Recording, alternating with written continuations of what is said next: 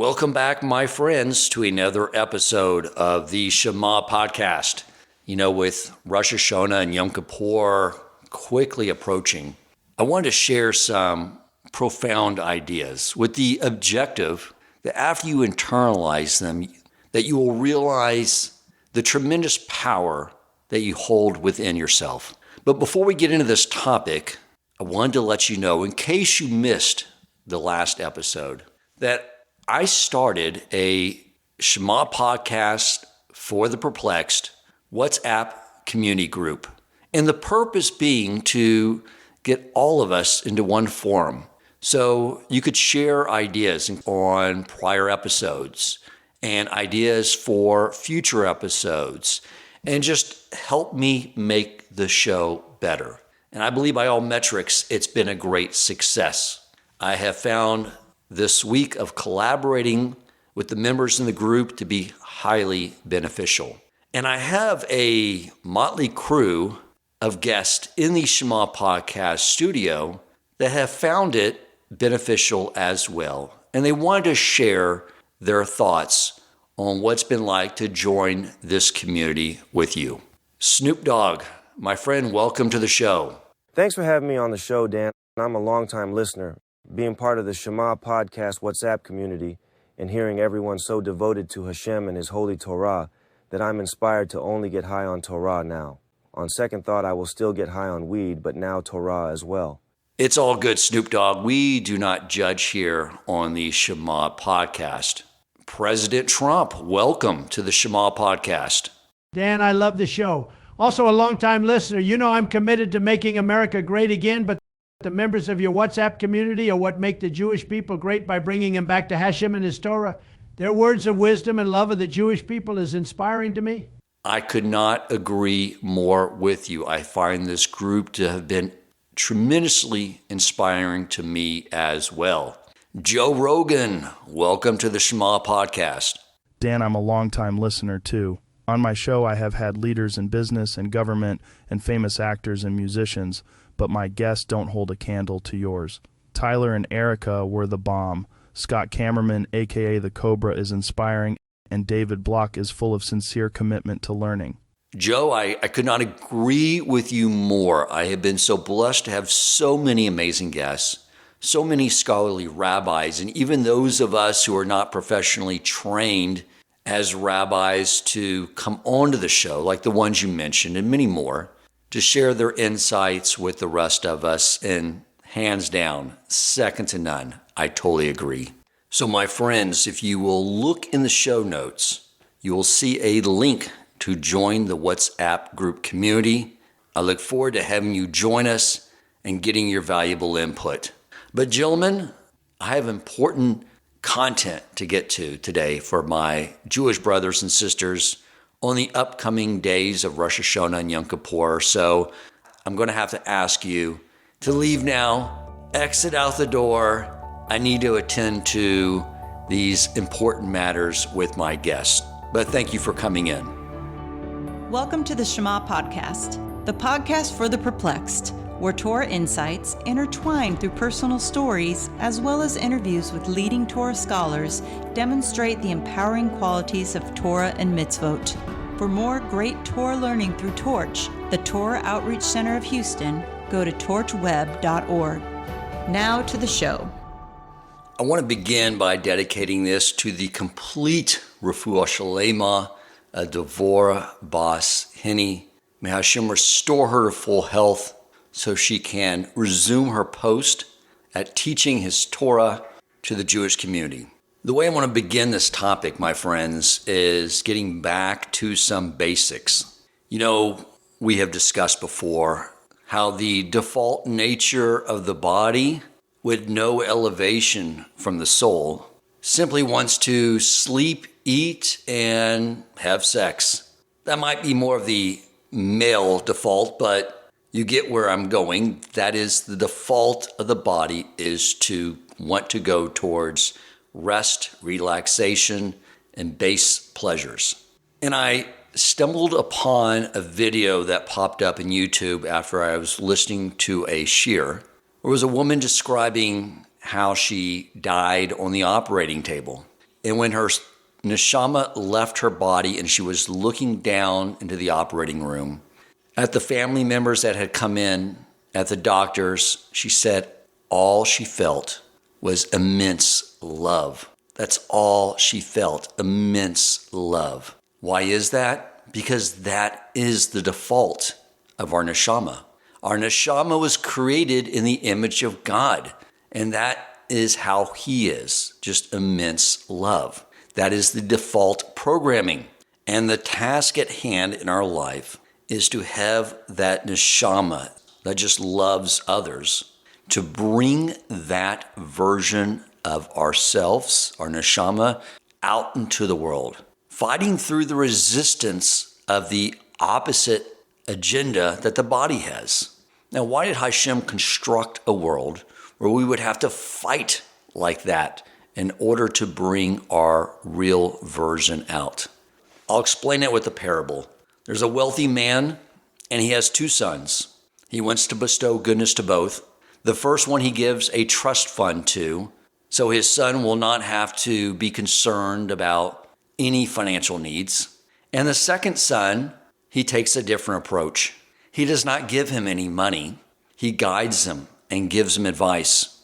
And that son on his own educates himself and builds a business for himself and becomes successful like his father.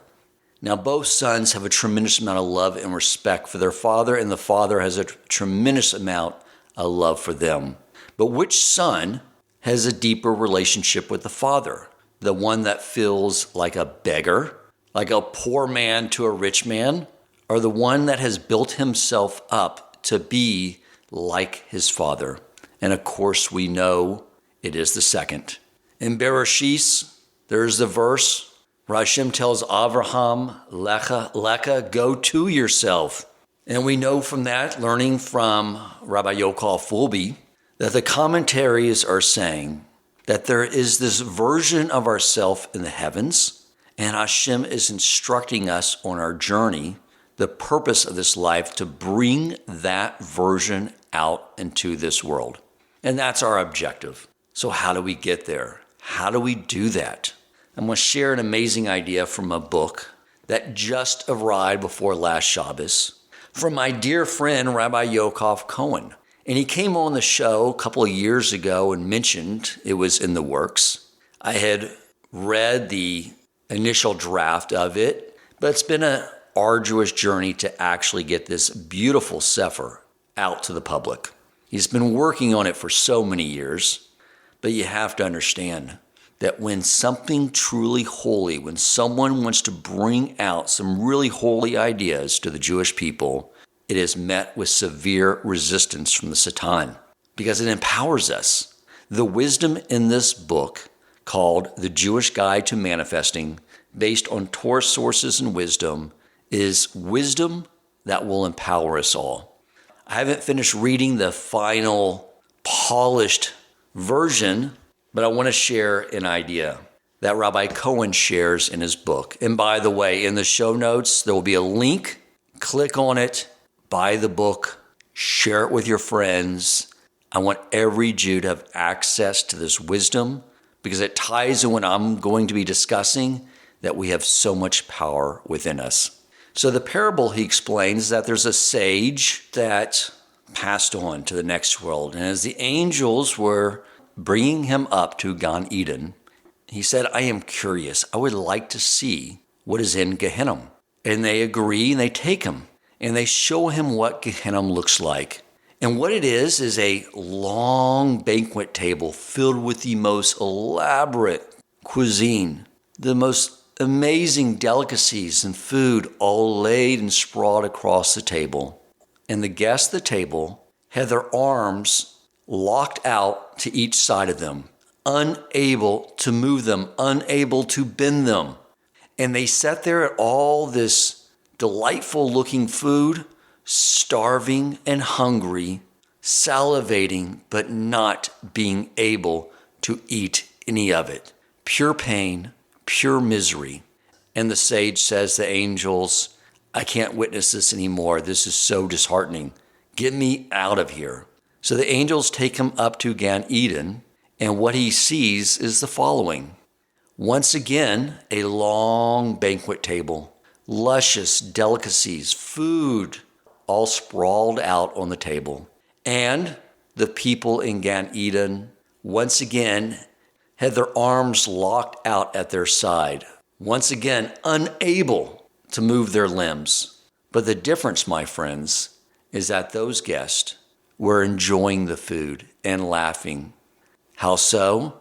Because each one was feeding the one next to them. Same situation, it's just in Gehenna, they were only thinking about themselves, only looking at the world from a selfish perspective, and they starved and suffered as a result. Those in Gan Eden, they saw the world differently. They saw that what brings beauty and pleasure is being able to help out your fellow man. And that is the secret to life, my friends. This world can be Gehenna, or this world can be Gan Eden. It depends on whether we approach it from an egocentric standpoint on what can Hashem provide to me, to one of what can I provide to the world? What can Hashem give to me so I can then give to others? In the Talmud in Kedushin 30b, it states the following. If it were not for Hashem's help, a person would be unable to overcome his Yetzer Hara, his evil inclination.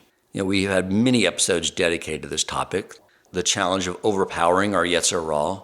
The truth is, if it was not for Hashem's help, we would all be overpowered by it. So Hashem is always suppressing its power to keep it equalized with where we are holding in our spiritual strength, so that it can aid in the resistance to strengthen us. But sometimes Hashem allows it to overpower us. And why would he do such a thing? Because, my friends, it builds compassion. It builds compassion that when another Jew's Yetzer Hara overpowers them, that we recognize, I have been overpowered by my Yetzer Hara as well. Sometimes it's just necessary. It's so easy to become arrogant with accomplishments, even spiritual accomplishments. It's easy to become arrogant. And of course, that arrogance, when it fills up within us, it pushes Hashem out away from us as well. And Hashem does not like that. We don't like that. So he's constantly orchestrating events when we begin to become filled with hubris to push us back down, to vacate that space within us so that we will call out to him and say, I need you. I can't accomplish anything without you, allowing Hashem's presence to rest back within us once again. In Tehillim, there's a quote, Hashem is your keeper. Hashem is your shadow at your right hand. What does that mean? Our shadow at our right hand? Well, first understand that when it's referring to our arms and our hands, it's referring to our actions. And the right is, if you're right-handed, chesed, kindness. And of course, if you have a light shining against a wall in a dark room and wave your arm around, your shadow mirrors everything that your arm is doing. And that is what Hashem is telling us, my friends. It's so profound, but it also makes me afraid of not recognizing this. Because I know that when I pass, and when all of us do, we will clearly see that every struggle we had could have been mitigated by our actions. Like we're praying to Hashem, and Hashem is basically telling us, I will do whatever you do. You act kind, I'll act kind to you. You're generous with others, I'll be generous to you. And if you are forgiving of others, then I will be forgiving of you. If you look at the halakha of doing teshuvah, especially at this time of year, what's the order? What is the order that Hashem gives us? He says, first, before you come to me and ask for forgiveness, first, go to everyone you have wronged and ask for forgiveness from them. And whenever someone comes to you and asks for forgiveness, you forgive them. And while maybe we haven't done something externally to harm someone, sometimes we have thoughts in our head that are negative. And maybe it's rightfully so. Maybe that other person did something very cruel and hurtful to us. And if our only response to their cruelty was to think horrible things about them, then we know, according to the laws of Lashon Hara that the Chofetz Chaim brings down, is that if what you did to the other was think negative thoughts, you don't go up to them this time of year and say, hey, just wanted to let you know I owe you an apology because it's for this past year. I thought you were a total scumbag. We don't do that. That doesn't help anything. If it's only been in our mind, what we have to do is make peace with it. We come into Rosh Hashanah with this amazing opportunity. Hashem is saying, do teshuvah and I will forgive you, but it's on a condition. It's on a condition that he observes how we are with each other leading up to our coming to him. If we forgive everyone that ever did any harm to us and let it go and build love back in our heart toward them, then he will do the same for us. He is our shadow. He is waiting this time of year for our lead. How are we going to behave? He will follow suit. And as far as someone who maybe got really, really hurt by someone, let me ask you a question. Did you have any episodes in this last year where Hashem let your Yetzer Hara overpower you? And if the answer is yes, then I think, which it is for all of us, then I think what Hashem is telling us is, just like I allowed your Yetzer Hara to overpower you, the person that said something or did something that hurt you, I allowed their Yetzer Hara to overpower them. So if you want me to have compassion on you, my son, my daughter, for that moment when your Yetzer Hara overpowered you, then shouldn't you forgive your brother, your sister, when their Yetzer Hara overpowered them? He is our shadow. How we act is how he acts towards us. We control everything. We really do. I'm not going to get into a lot of the concepts, Rabbi Cohen's book. Definitely read it, and I definitely will have him on shortly, God willing, to discuss it. But it lends to these concepts, as it says. His book, Rabbi Cohen's book, is called Jewish Guide to Manifesting.